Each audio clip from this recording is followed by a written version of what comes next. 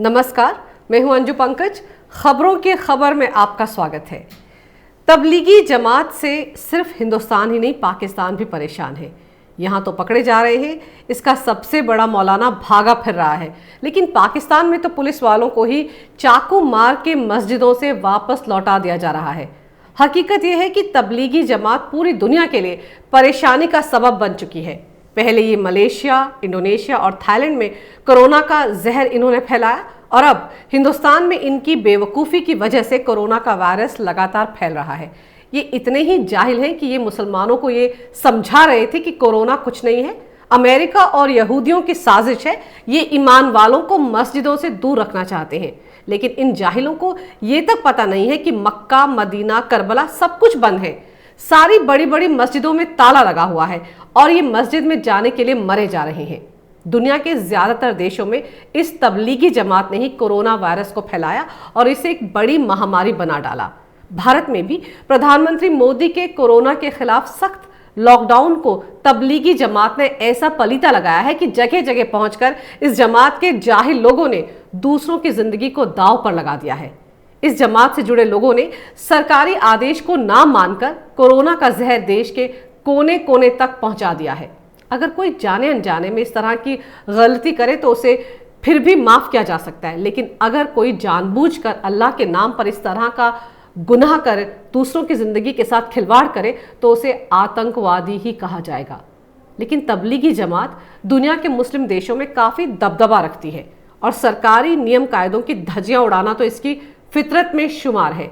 लेकिन इस्लाम को मानने वाले इस जमात के लोगों से कम कोरोना के कहर के दौरान कुछ तमीज की उम्मीद तो की जा सकती थी, लेकिन नहीं, इन्होंने यहाँ पर भी कोरोना आतंकवाद दिखाया। और ऐसा भी नहीं है कि इन तबलीगियों ने कोरोना को लेकर भारत में ही सरकार के दिशा निर्देशों की धज्जियां उड़ाई हो, बल्कि पड़ोसी देश पाकिस्तान में भी इसी जमात ने कोरोना का कोहराम मचा रखा है।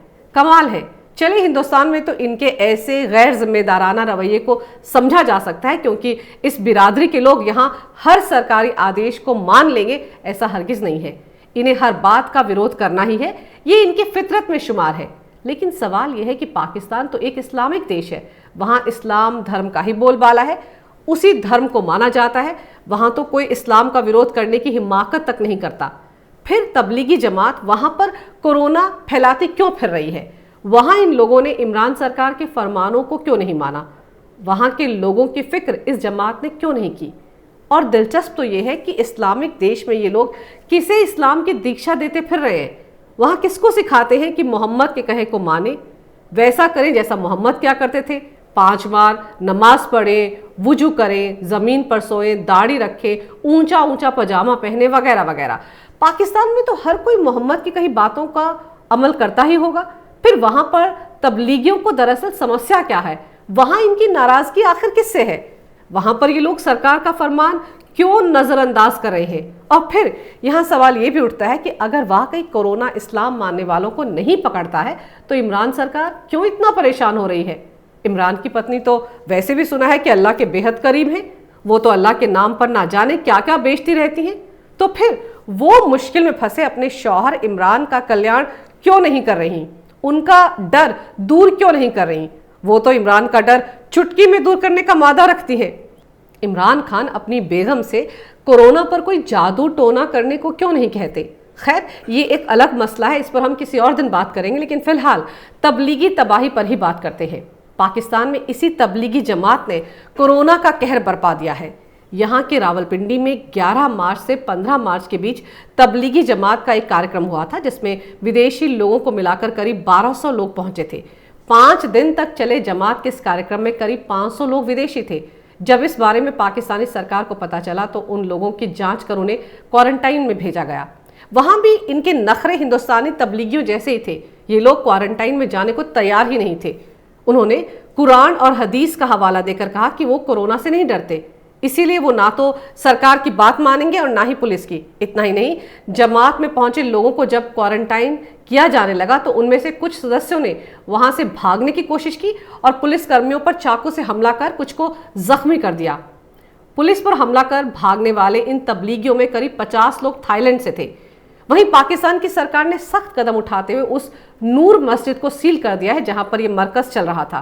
यही नहीं, लाहौर में भी तबलीगी जमात के 12 मार्च को होने वाले कार्यक्रम को देखते हुए पाकिस्तानी अधिकारियों ने तबलीगी जमात के धर्मगुरुओं से इसे रद्द करने की अपील की थी। लेकिन ताज्जुब इस बात का है कि इस जमात ने उनकी ये अपील भी नहीं मानी। इसका नतीजा ये हुआ कि तबलीगी जमात की यही लाहौर में हुई बैठक पाकिस्तान में भी कोरोना वायरस के प्रसार का एक बहुत बड़ा जरिया बन गई। पाकिस्तान में तबलीगी जमात के कार्यक्रम में शामिल 27 सदस्यों में कोरोना वायरस की पुष्टि हो गई है। तबलीगी जमात की इसी बैठक में हिस्सा लेने के लिए 2 फिलिस्तीनी भी यहाँ पर खासतौर पर पहुंचे थे। ये दोनों लोग कोरोना से संक्रमित पाए गए हैं। दिलचस्प तो ये है कि निजामुद्दीन में जमात के कार्यक्रम में यही पाठ तो पढ़ाया गया था कि मुसलमानों को कोरोना नहीं होगा। पाकिस्तान ही नहीं, बहुत से इस्लामिक देश इस तबलीगी जमात के चलते ही कोरोना के गेड़े में आ गए हैं। मलेशिया में पिछले दिनों इसी तरह की तबलीगी जमात की एक बैठक हुई थी। वहां पर भी इस आयोजन में हिस्सा लेने वाले 620 लोगों में कोरोना का वायरस पाया गया था। गौरतलब है कि यहाँ कोरोना पॉजिटिव पाए गए लोग दक्षिण पूर्व एशिया के 15 देशों के नागरिक हैं। भारत में तबलीगी जमात ने कोरोना का जहर लगभग हर राज्य में पहुंचा दिया है।